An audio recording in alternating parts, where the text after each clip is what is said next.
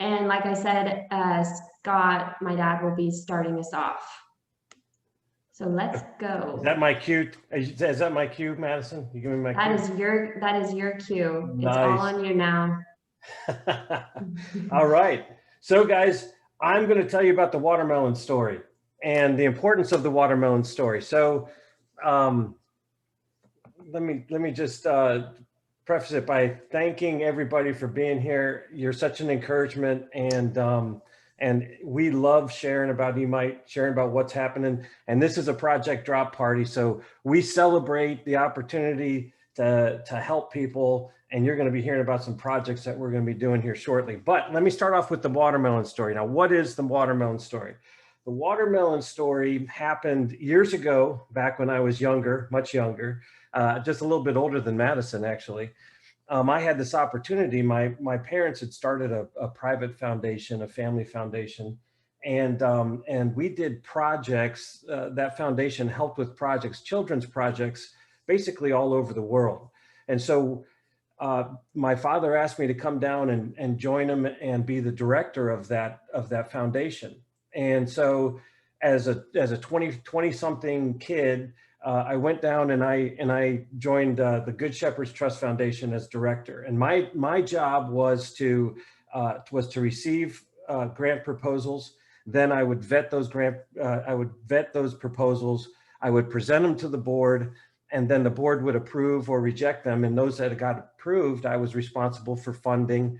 And then I had our additional step is that we verified that all the funds were used properly. And so that allowed me to go around the world, really all over the world, and see that our projects were completed the way that they were proposed. And so the watermelon story happened. And by the way, we were doing large projects. We were, building buildings and orphanages, and helping with hospitals. We did hunger relief programs, educational programs. So I was traveling quite a bit then. And on one of my travels, I was in Romania at an orphanage in a village called Telmaciu in Romania. And we had helped out with building a dining hall and a kitchen at this orphanage.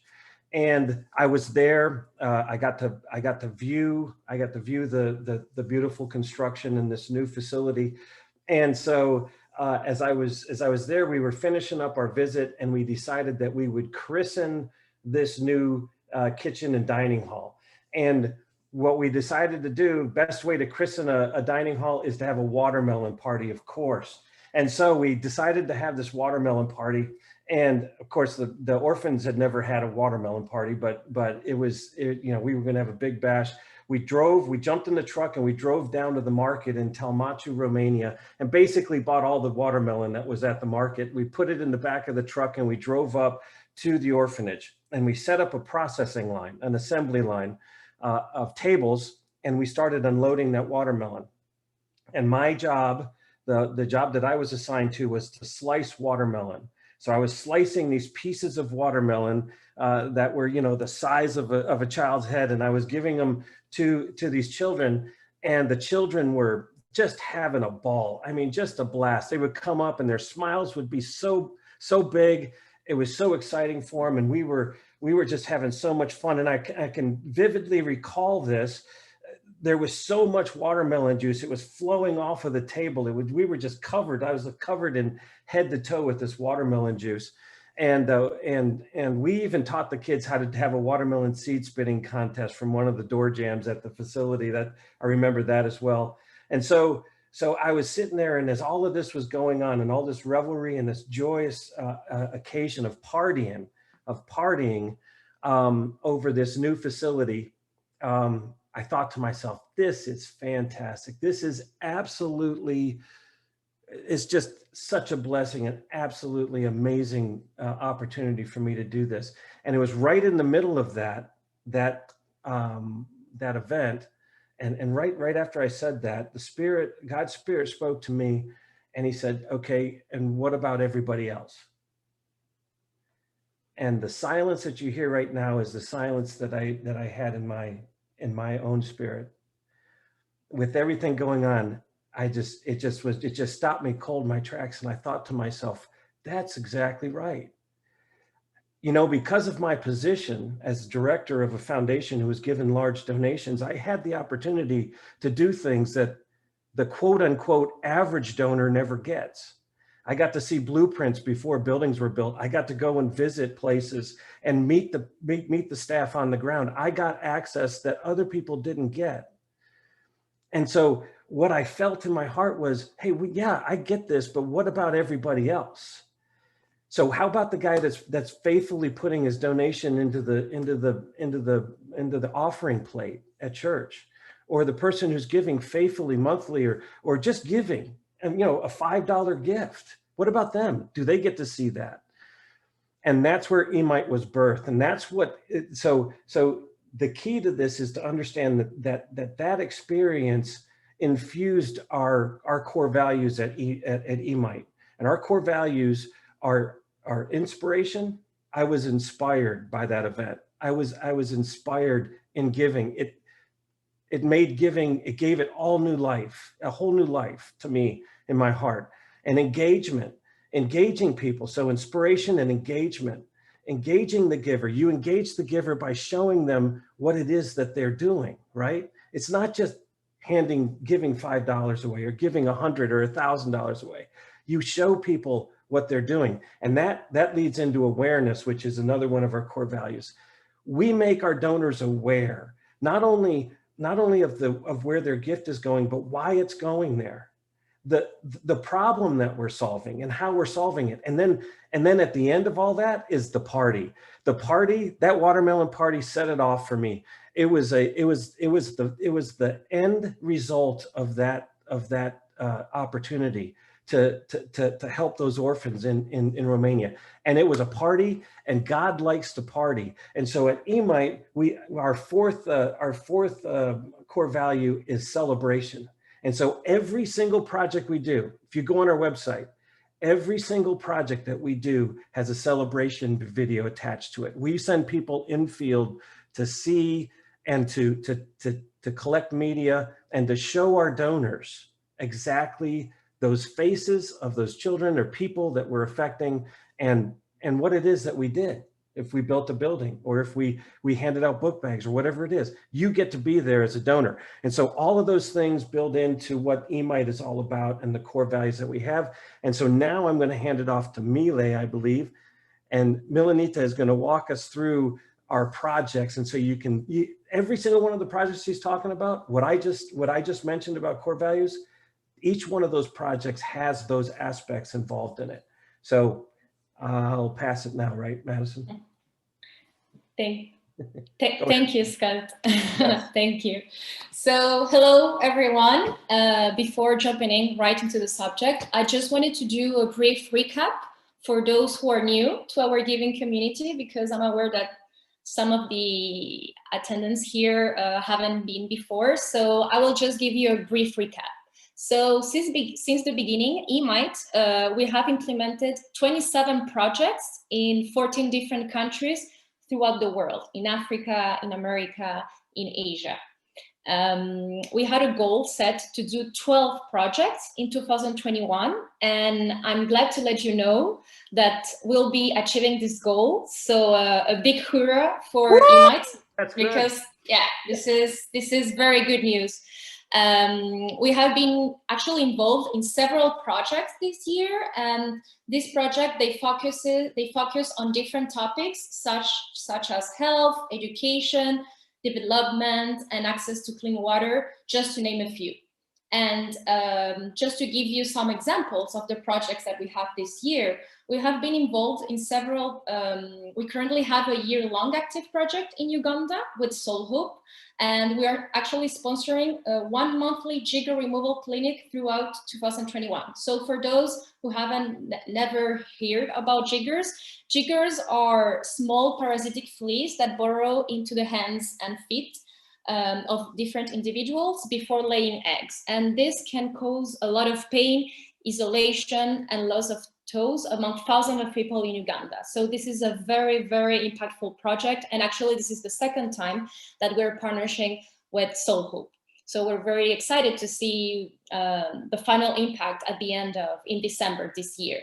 Another active project is in partnership with Life Water. This is also the second time that we will be partnering with them. And in this occasion, EMIT is sponsoring a Protect Spring system that provides clean, safe water to 2 villages, serving almost 600 people. So imagine how impactful this project will be. Then we have another very different project, and this one we will be implementing this project with Legs for Africa. And well, we have supported this UK-based nonprofit to collect more than 1,000 prosthetic limbs and ship them out to different partner mobilities throughout sub-Saharan Africa, where they build or repair legs for people that otherwise may never walk again. So I could keep going on, but I just wanted to give you just an overview of our 2021 program. And as you can see, as our givers are sponsoring such a wide variety of projects, and our Q3 projects I'm about to present follow the same path. Okay, so let's jump right into the projects. Our first project for Q3 is our project 33, called Training and Transforming Haiti with P4H. This is an educational program. So I wanted to give you some data about the current Asian educational system so you can be aware about what is the context in this country, okay? So 80% of Asian teachers have not received any pre-service training. 25% of Asian teachers have never attended secondary school. And 60% of Asian students drop out of school before even completing the 6th grade. So as you can see, this is striking data, to say the least, because a high quality teaching workforce is the single most important factor in improving student learning. We could say that the teaching workforce is the bedrock of all high-performing educational system, right? And teachers are more than just conduits of information. Teachers, they equip children with the tools to analyze, to problem solve, to effectively use information. So what we can do to change this stats? One of our givers actually recommended an organization based in Florida, which is called P4H Global. And they're basically on a mission to tackle this issue and make the aforementioned statistics that I gave to you obsolete by radically transforming Haiti's educational system. So what is interesting about P4H is that they believe in training people to transform nations. What a powerful statement, right? So they strongly believe that sustainable development requires the empowerment of local leaders, from educators in developing countries to different organizations across the globe. P4H Global equips individuals and communities through innovative programs. So for this particular project, for Project 33, we will be adopting 5 schools in Cape Asian that currently do not have funding. So for those who don't know, Cape Asian is in the northern part of Haiti, and it's one of the most impoverished regions of Haiti. So at these 5 schools, 60 teachers will receive P4H educational program training that will directly impact 3,000 students. Imagine how many kids will be receiving an education of quality education after this training. So you might be wondering, what is this Training the Trainer program? So I will give you some information about what this program involves. So basically, it is a 72-hour school quality assurance program that provides participants with research-based, student-centered strategies that transform classroom culture, especially in Haiti, where they, of course, because of their culture, sometimes, well, not sometimes, in many of the cases, teachers think that it's right to hit a student, for example. So they have a very different culture. So this will be a huge change for them. This training is conducted over a 3-year span. All materials and training are hosted in Haitian Creole and are designed to engage educators in collaborative learning structures, discussions, debates, group challenges, and other constructive activities are used to engage participants. So basically, all participants are seen as co-creators in the P4H training experience, as they bring their knowledge and rich experiences into each session. So before the professional development begins, what we really like about P4H is that the educational specialists actually conduct an in-depth school assessment before giving the trainings. So this assessment includes classroom observations, interviews, and surveys. And this assessment informs the pedagogical interventions and provides baseline data for future evaluations. And finally, after training, educators are asked to engage in a continued observations while conducting peer classrooms observations. So directors of the different schools are provided with continued follow-up, phone support, and monitoring. So overall, it's a very comprehensive training program that includes a pre-assessment process, a training process, an observation stage, and finally follow-up. So we are very excited to personally experience in September, actually, that's the date that we scheduled with P4H, to be present on this observation stage of the process. And we're very excited too that you will be experiencing throughout the whole process with our giving community, and that you will be able to join us and celebrate this new teacher task force that will be making a direct impact to 3,000 students in Haiti. Okay, so that was our project 33.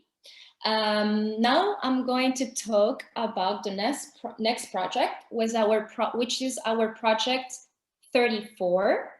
We have called this project Soul Gifts for Refugees in North Carolina. And in this occasion, we have partnered with Samaritans Feet.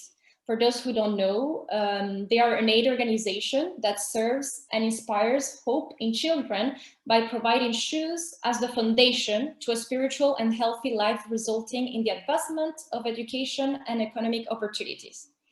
So according to the World Health Organization, over 1.5 billion people are infected with disease that are transmitted through contaminated soil.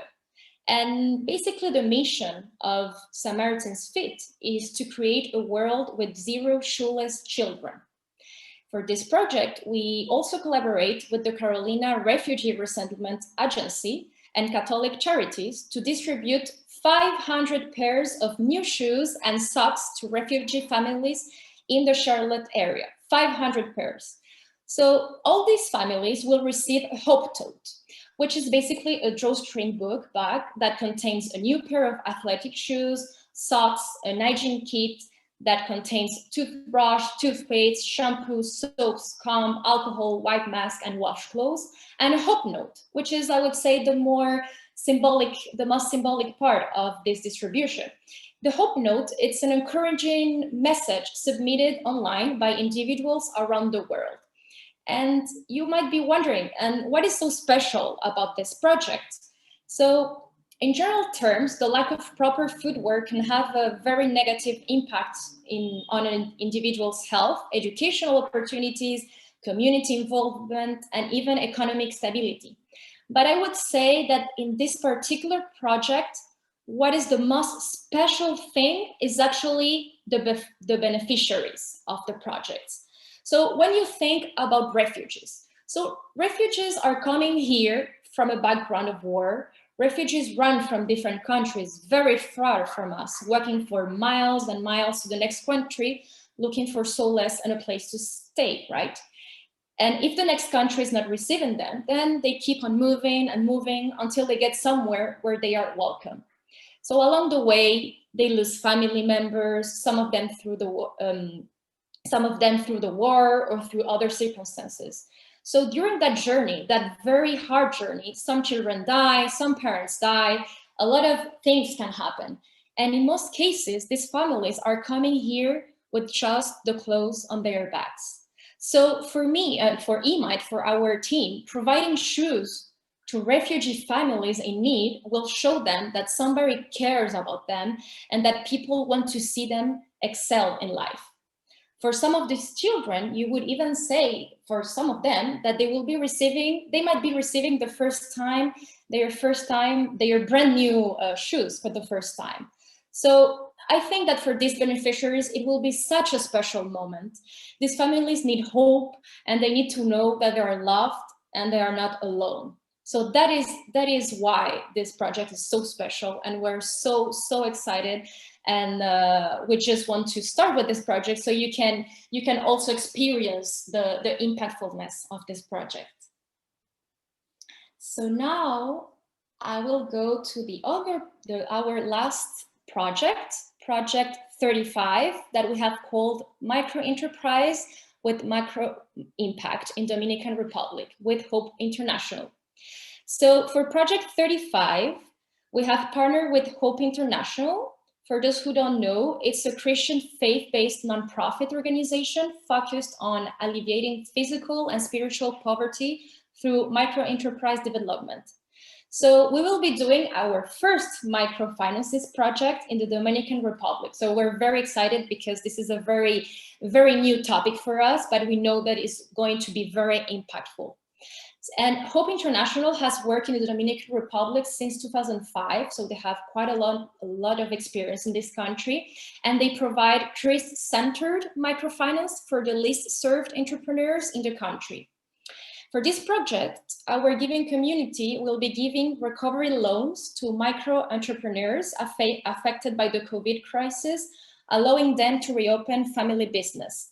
So funding from eMind and our giving community will extend 70 loans to life-sustaining businesses, including agriculture initiatives, colmados, as they commonly call it in Spanish, which are basically convenience stores, construction, bakeries, fruit stands, etc. So what is really interesting about this project is that we are not only talking about a microfinance project, but Hope believes that microfinance can be a powerful force in changing the world for the better. And that loving people as Christ loved others means caring for both physical and spiritual needs. So Hope also believes that without access to the gospel, a person's life will always be incomplete. And that's why Hope Network staff openly share about Jesus with those they serve, praying that more men and women would grow closer to him. So as you can see, it's just not a micro enterprise or microfinance project. It has so much more behind it. It has the spiritual part that it's very important for us, and we know that it's going to be very impactful because this is not just only 17 loans. Thanks to these 70 loans, we will be helping 70 families. So among these families, we could have between 3, 4, 5 members in each family, and their life could be changed for yes, their life could be changed on a very impactful way. So we're very excited about this project as well. So I just wanted to mention that 2 of these 3 projects that I have just presented to you were actually suggested by our donors. And this is something that we love because we know that you're very involved in eMind's process. So whenever you have a very good organization that you would like us to research, please do not hesitate to contact us. And actually right now we're currently planning our 2022 program. And if I'm correct, ideally we would love to complete 18 projects. So imagine those are 6 more projects than this year. So we really need your help. If you have any organization, any recommendation, please do not hesitate to suggest and contact us through email. So now I'm going to pass it off to Madison. Yes, thank you, Mile, for giving us the deep dive into all the good our community will be doing over the next few months. It's going to be exciting. I'm personally excited that, as Mile said, 2 out of the 3 organizations were recommended by donors. I think that's really cool.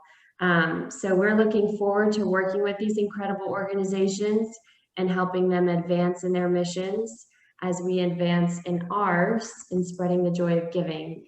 And so I'm now going to hand it back over to Scott. Well, my dad, we're going to finish off Well, semi-finish off by sharing with you guys how we got our name. We often get asked this because the name EMI is not a very common, well, you could say not a very common nonprofit or organization name. And so we often get asked where we got it from. And so my dad is gonna tell us a bit about that. Absolutely. Thank you, Madison. And just as a refresher, I just want to make sure, Mile, we got Haiti. We got Haiti with the teachers. We have Charlotte in the United States with the shoes, and we've got Dominican Republic with the micro enterprise. Is that right? Yes, that's right. That's right. Awesome. In addition to that, those other ones you covered, Malawi, the Gambia. Yeah, and all over. So guys, we're all Uganda. Over the place. It's awesome. Indonesia. It's awesome. And I just want y'all all to know that this is stuff that we're able to do. These are projects that we're able to do because of our awesome donors. Everything that we're talking about when we say we and we're doing this, you guys need to understand, if you're given the EMITE already, or if you're not yet given to us, understand that it's our donors that do this. We're responsible for placing your mite or your donations, but it's y'all who are doing all of these things. So I hope that you like that. I hope that you get excited about that. So Madison, what am I supposed to do? You're supposed to tell us about how we got our name. Oh, yes. Oh, yeah. And look at the shirt. So we got Give Your Mite shirts. If you want to get one, hey, if you're at our party downstairs, you can grab them. They're over on the counter. But if you're not at the party and you want to get one, they're on the website. eMite gear. Okay, so let me get to the mite. So where do we get mite from? And it's a very powerful story. We feel it has mattered a lot to the formation of eMite. I don't know if y'all remember back in the 90s when I was inspired to do a organization that ministers to donors. Everything, E was in front of everything. You older guys, you probably remember this. There was E insurance, there was E everything. Everything was E. And so I knew an account in the Bible about the mite, and it comes from Mark, from the book of in the Gospel of Mark, and I believe it's also in Luke. But out of Mark 12, the 12th chapter, there's a very, very interesting account of the mite. And so I took E and I put it in front of mite, and that's how I get eMite. Okay, so let me tell you about this account. So it's really interesting to me.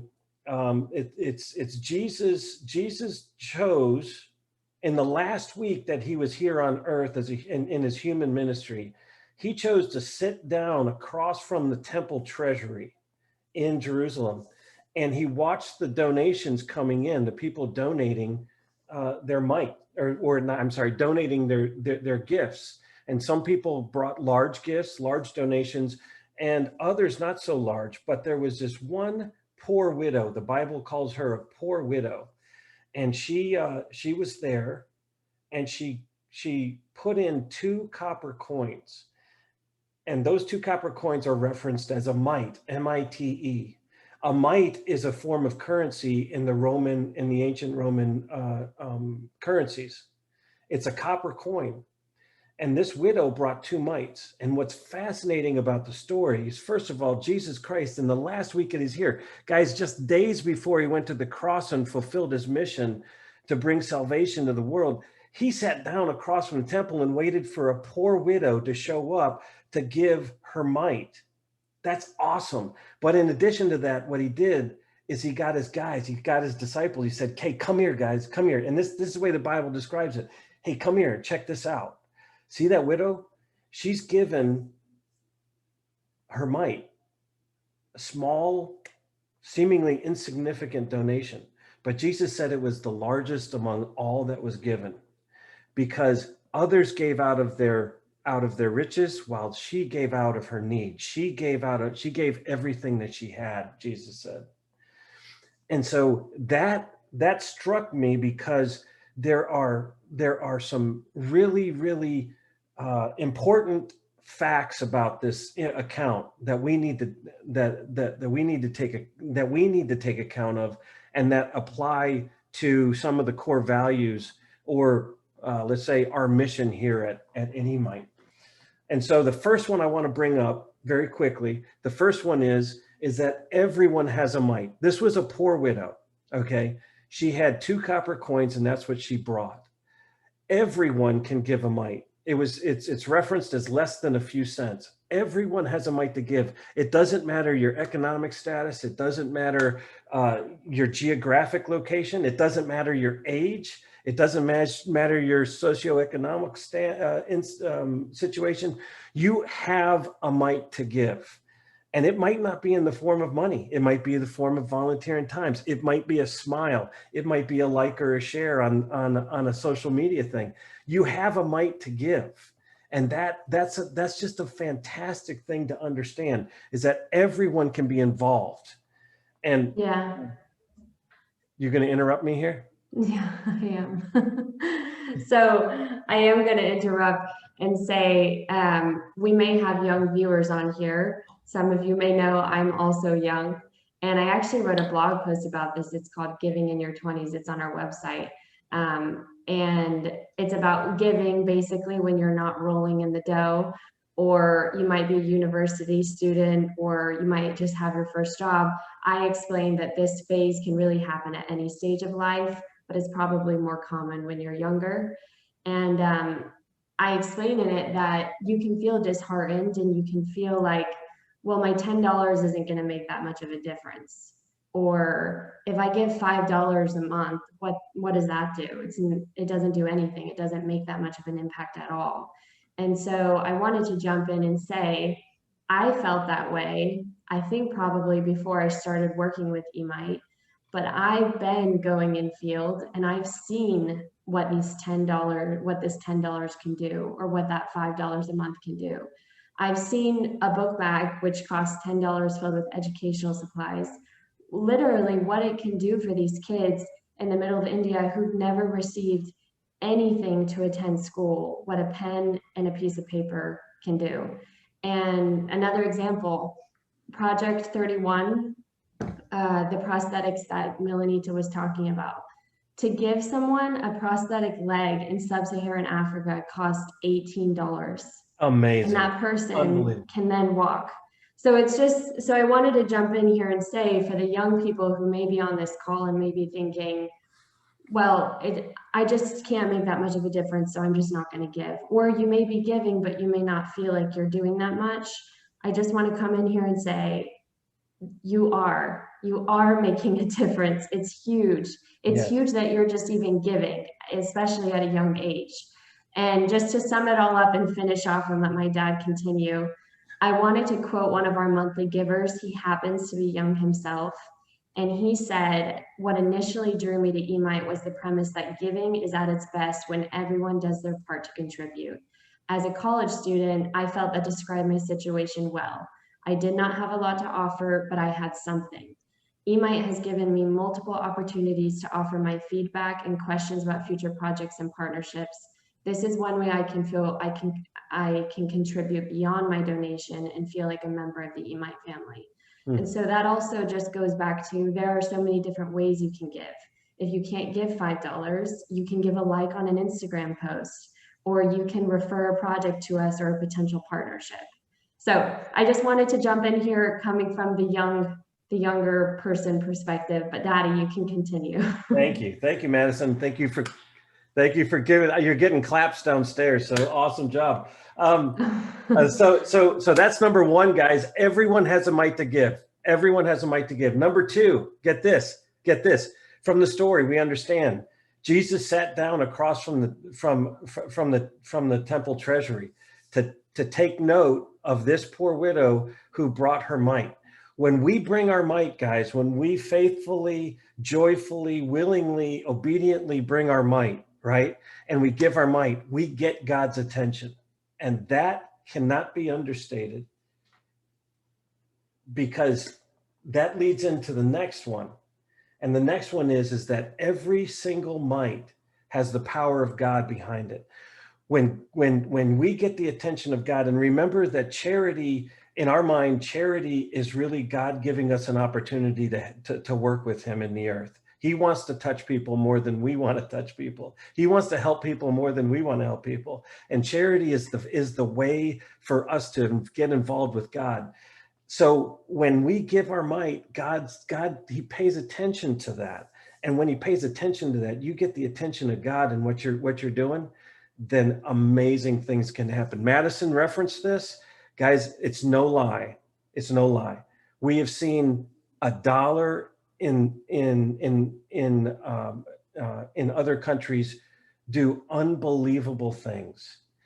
There is no donation that's too small. And I think that that's what the Might story really, really gives us. If we're willing to give, if we're willing to join in with God and what he's doing, he can put his power behind it, and we can accomplish amazing, unbelievable, mind-bending things through it. And I, for all you E-Miters that are out there and are giving, I want you to know that's, I get excited about that. That's what it's just, you just want to, wow. So at any rate, that's the reason why the Might is so important. That's the reason why our organization is called E-Might. And that's the reason why that we are a ministry to donors. Everyone has a might to give. We want to encourage people to give their might. All right, Madison, I hand it back to you. Yes. So that is, so like he said, that's where we got our name. And we always finish these project drop parties off after, telling you guys a bit about us and our upcoming projects with how you can get involved. So the different ways. And so one of the ways, well, the first thing I always like to say before going into this is talk about a bit about our 100% pledge. So what does this mean at E-Might?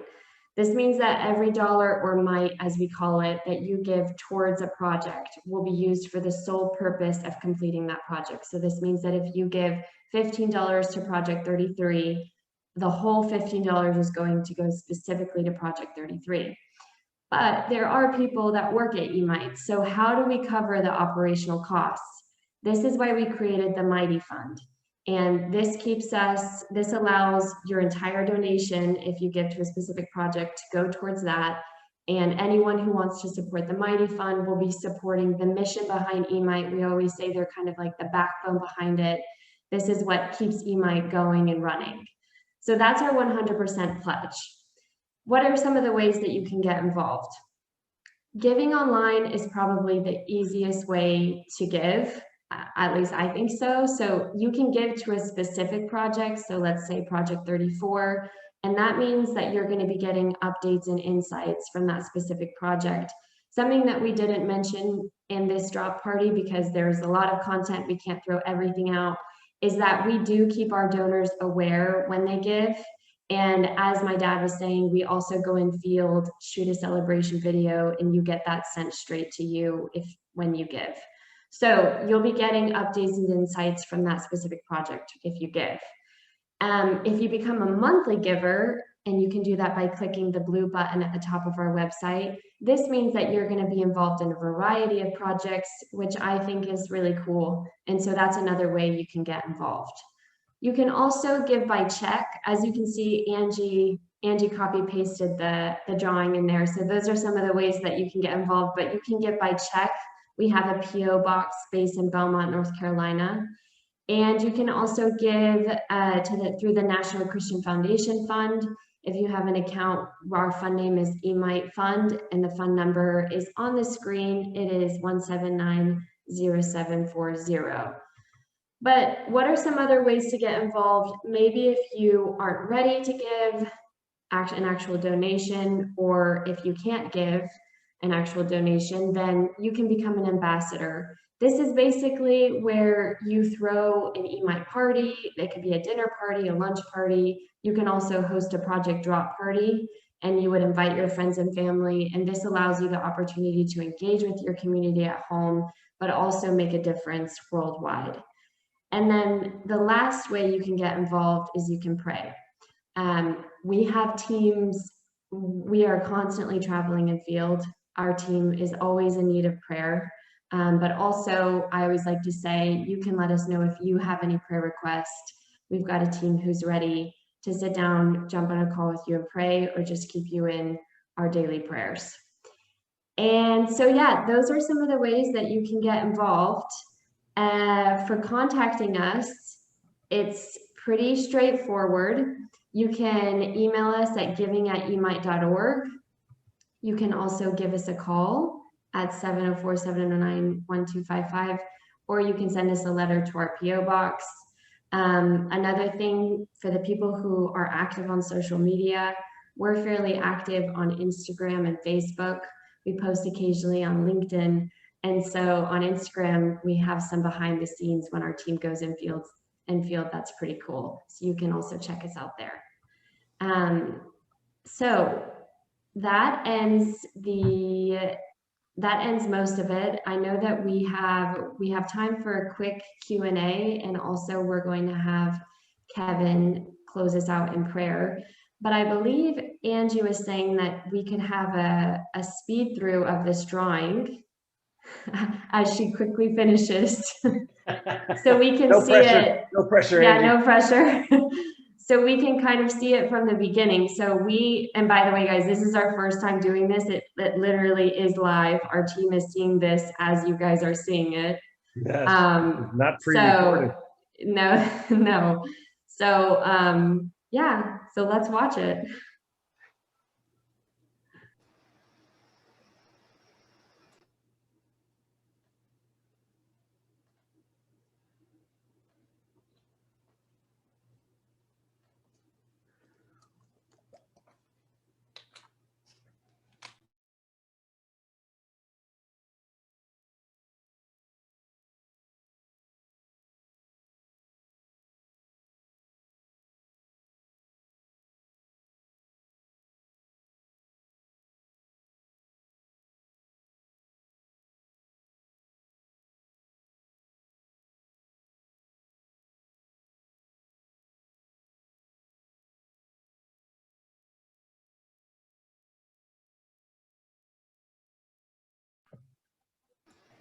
And I think we took up a full screen. We did. So we did take up a full screen, and then I had to add a little more. So all good. Congratulations, all good. guys! We got all the page done. That's yes. awesome. Well done, yes. Angie. That's fantastic. Thank you so much. Thank you, Angie. Thank you so much, Andy. Round of applause. Woo! I could never do that. A lot of pressure. People are clapping all over the country.